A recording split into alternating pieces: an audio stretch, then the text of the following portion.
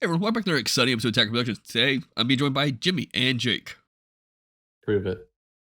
What's going on, yo? In today's matchup is Jimmy versus Chris. Chris wasn't able to join us today, but he is playing set 1 Frieza, and Jimmy's playing the new 21. Like always, his buttons down below. Feel free to click them there for a reason. Jimmy, the previous week, off camera, you played against a yellow deck, and that took forever. How was it going against another yellow deck? Not to say I wasn't familiar with the Kidku matchup, but I have tested with our good friend Chase a lot for the Yellow Frieza matchup. So I'm pretty well versed in this, and I kind of knew what to expect, and I knew what turns I needed to watch out for. So I was a little bit more prepared for this one than the previous one. That being said, 21 still does sometimes struggle in the yellow matchup, depending on what they open. Tyrannical Blow is a tyrannical blow to the deck. Plus, just being able to turn off a lot of like 21 skills, like their floating skills, like is huge. Yeah. So I was worried about that, but I knew I was gonna have to like. I knew seeing stuff like the Stardust Ball going into the energy. I was like, okay, that's huge. I don't have to worry about one of those now. Because let's say, we haven't seen Chris in a while, and he comes back with, okay, hang on, what? Yeah, I said the exact same thing when it happened. I said the exact same thing. This is a swerve. I was not expecting, but this gives him the ability for the negate, I guess. Mm-hmm. But 21 has the ability to tap it down for energy, or put the rest for energy, so you can play more cards, and you can just swing into it, so that way he can't use the freeze as a negate option. But we did bring Jake in today because Jake is also very familiar with this deck. So I didn't know what path Chris was taking this deck. If it was gonna be more of a like Chase does, he relies on that unison play, which is really good. But yeah, we are out of the field of my expertise. Yeah, I have not seen the villainous package in this Frieza deck at all. And while immediately I'm kind of bouncing off of it, I'm willing to see where it goes. Yellow's got a lot of good control options, and being able to remove battle cards from his field for an energy rebate actually lines up pretty well in this 21 matchup where they want you to keep battle cards on the field so they get extra energy. Yeah. So I was setting up for a joke there, which I guess the timing is a little off now, but talking about how I was really well versed in the Frieza matchup until he played one singular battle card. But yeah, that really threw me for a loop. I was like, okay, homie's just trying to draw a card, and he just wants like a neat art, and he's like, I'm not going to draw a card. I'm like, he's leaving villainous up. What the fuck is this? I was gonna say, I don't know what his experience is because we haven't seen this group in a while. And coming into a new block, especially with 21 being a thing, he charging. You confused the shit. I mean, I don't remember that name of that card. Is all of a sudden Frieza's Call? Release from Evil? Release from Evil, yeah. Charging that feels kind of bad. Because certain autos can't be procced. Though I think the Z Battle Card 21 procs at the beginning of your opponent's turn, not the end of your turn, though, right? Yeah, at the start of the main phase, you can tap one. More so like turning off the skills of the 8-drop 21 when it comes down. A lot of times in the non-blue and green matchups, that card is a heavy investment on your energy side. So being able to negate the skills of that and stopping the untap is massive. Yeah. Which, like I said, we don't know how familiar with these guys are with the set 20 matchups, but like, I know I was setting kind of high, seeing one of those charge. I know there was, probably 3 more floating, but I knew 1 was out, which is 3 enough. He probably has 4 in his hand right now, man. It could also be a situation where he just hasn't seen a unison and doesn't think he will, depending on how he's drawing. But it was the first card charged. I did talk with him. He does not run the Higher Dragon Unison. Okay. Which I made the heavy suggestion that you 100% should run that Unison because it is cracked in Golden Frieza if you have not played it. So last time we had you on here, it was a very long 21 back and forth matchup. Let's go over some of the thought process and interactions you're doing right now. Yeah, so I was able to proc the leader ability to restand up to 3 on his side. I decided he only had one option, so restand the 1-drop, and then for 1 energy, 1 actual energy, I get to board the Total Audacity, which is a draw 2 and place a token at the end of my opponent's next turn. If you're not familiar with the permanent on 21, you can tap your opponent's battle cards in unison as well as your own 21 Z battle cards to pay energy cost, which the 2-drop is essentially just a 5k weenie. It's just a mana geek. It's a Land War Elves on the field. Wow. The Magic reference. Yeah, I mean, that's old school. The 4-drop is a little spicier, though. It is a 4-drop 20k blocker that can still keyword skills off of cards stacked under her. You do not get the Z stack when you play it from under the 2-drop, but if you just hard cast it from the Z deck, you will get the Z stack, and then you can make some pretty crazy plays off of that. But most of the time, I just keep it on the field as energy. If you're struggling with the 21 matchup, deal with the Unison or deal with the Z battle cards, and you will probably see a massive improvement in your or a massive shift in your odds to win if you can clear those Z battle cards quickly. A little spice. I do run the Ikusu. It's a counterplay that can bottom deck a 6-drop, make your opponent bottom deck a card as well. Card is kind of crazy. I thought it was a 4 or less until I reread it, and I was like, "Oh, it's 6. That is crazy." I remember when they were talking about it. You mentioned if I had any extra of these cards, I was like, "That's so good." I didn't think about that one. And it's just a blue-green 2-drop. Like, it just fits almost perfectly in this deck. Shout out to the Bancroft token. Nice. But yeah, 2-drop 15k. I would highly suggest trying these cards out. They're kind of sick in the deck. They do get around deflect because it is on the auto text and not the green text. That's really strong. Yeah, it like there's a lot of powerful cards that are under 6 right now. A lot of like engine starters. A lot of Z battle cards are in that range. Oh, there I am. They're having the conversation. Hey, as you and then Tanner. the actual clone tokens.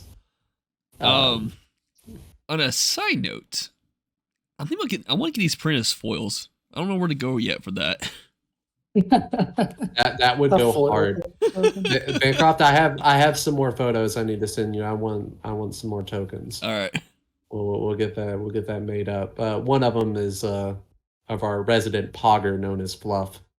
Oh yeah, I gotta dig that file out of the archives. If you've not seen that image, I really hope that it makes its way onto the channel eventually. It's one of the greatest experiences I've ever had. And that was our good friend Fluff. That was on national TV too. That was on national TV. All right, maybe we'll tell that story soon. So counterplay? No, counterplay, right? Counterplay. I'm playing Big Girl 18 or 21. Same character. All the I can't remember if that was absorbs. Oh, okay. This card is ridiculous. I think it gets red every time it gets cast. Yeah, like I said in my profile, if this was 3 separate cards, it would still be 3 very good cards that you would run in the deck, but it's all on one card. Not only does it clear the field, it taxes your opponent on counters. It's a dual attack double striker, and it restands 5 energy for no damn reason. This card is wild. And it really, it's one of the stronger options in the yellow matchup because you don't care if you tap down your own energy because you get 5 energy back when you're under Robotic Riposte. Yeah. So if I remember correctly here, or maybe I don't. Um, uh, yeah, I just hard casted the Unison. I should have probably just tapped for or popped a token for the Unison and paid an extra energy because I was going to get the energy back. But it's um, probably a better play just to tap the 2 for the Unison and be safe in case you had some way to negate the skills on 21, which if there's any that can do that while yellow is tapped out, please let me know so I can quit the game. So yeah, Chris is kind of in this kind of a sticky situation right now. With 5 open energy and your board's pretty good. Mhm. Yeah, I probably could have pressured there a lot more. I didn't want to give him a fat hand going into the turn 4 and a awakening turn. Uh, I definitely could have pressured there more. So this is the other part of the villainous engine.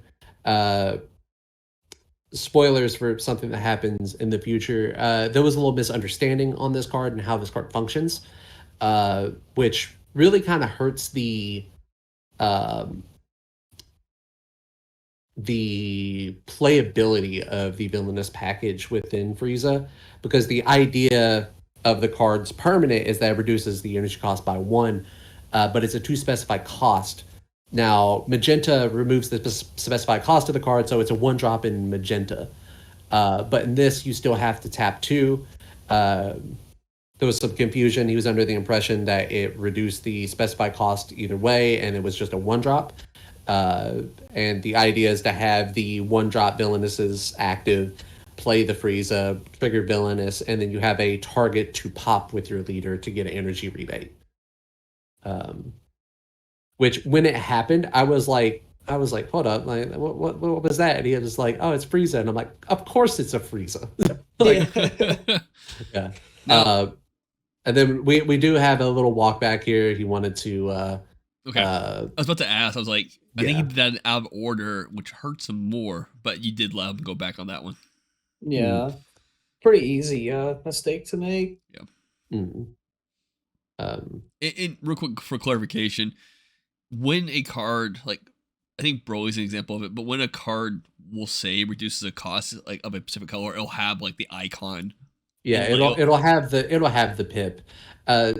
Yeah, it's super easy. There's not a lot of cards that do that. And it doesn't come up very often, but in this situation, it did come up, and it really does change the way his deck wants to operate, which is a little unfortunate. It always sucks when you have a idea for a deck and it turns out it doesn't work the way that you thought it would. I think it happens a lot as our shop, Bancroft. Maybe we can talk about your Super 17 matchup one day. Yeah. That's not on camera this week. That footage got deleted. I will be still doing a profile on it, and I'll bring it 1 week to record before locals, but I'm not going to play that at locals for a while if I even want to bring it back. Yeah. I do understand that deck now, but we're not talking about that deck today. The Black Kamehameha is crazy if I tap out of order, because if you're able to tap down my 2 Z battle cards with Black Kamehameha, that's the equivalent of tapping 2 energy for 1 energy, and you get a draw card. That is wild.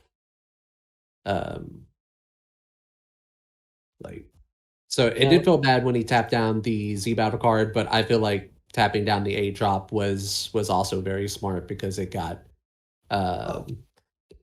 Yeah, that's obviously pick number 1. And Yeah. then from there, it's like, well, what do I choose after? I think Yeah. Black Kamehameha is one of those cards that kind of goes up and down in power level, kind of depending on what else you're running. In this Golden Frieza deck, where he's getting so many free energy back every turn, I think it's a perfect choice for a defensive option. Yeah. That is great. Yeah, this is where we catch it, and I'm like, I don't remember this card being a 1 drop at all times. Um, Also, I thought, like, even in the Magenta deck, I thought it reduces its cost if you have another Villainous on board. I don't believe so. I thought it just straight reduced the cost. I could be completely wrong about that. I did pick up and read the card yesterday, but I don't know. Maybe somebody can check.